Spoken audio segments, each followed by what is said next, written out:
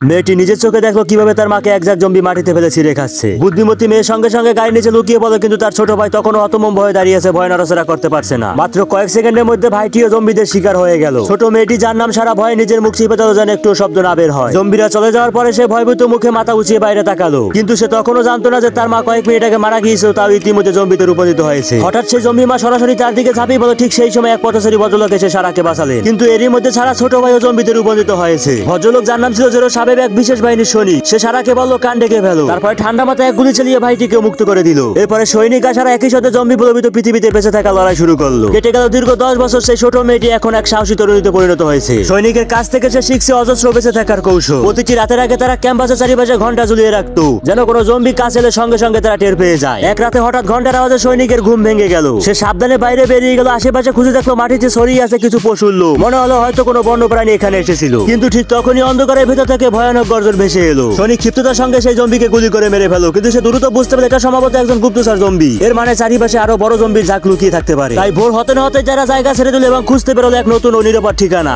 যেখানে মানুষ এখনো ঠিকই আছে। হঠাৎ হাঁটতে হাঁটতে তারা সামনে থেকে ভেসে আসা জম্বির গর্জন শুনলো, আর দুজনে তখন দ্রুত পজিশন নিল। তারপরে তারা দেখতে পেল একজন মানুষ জম্বিদের আক্রমণের শিকার হয়েছে। মেয়েটি সঙ্গে সঙ্গে হাতে বন্দুক তুলে নিল। সে চায় সেই মানুষটিকে বাঁচাতে, কিন্তু তার নিশানা দক্ষতা এখনো পুরোপুরি পারফেক্ট নয়। সে ট্রিগার টিপলো আর গুলি একসাথে মানুষ আর জম্বি দুজনকে উড়িয়ে দিল। সৈনিক দক্ষতার সাথে এগিয়ে গিয়ে বাকি জম্বিগুলোকে শেষ করলো। সারা ফ্যাল করে তাকিয়ে রইল আর মনে মনে প্রতিজ্ঞা করলো আমি আর এই ভুল কখনো করবো না, আমাকে আরো শক্তিশালী হতে হবে। তো বন্ধুরা, এরপরে কি হয়েছিল তা দেখার জন্য কমেন্ট বক্সে পার্ট 2 লিখে দিন।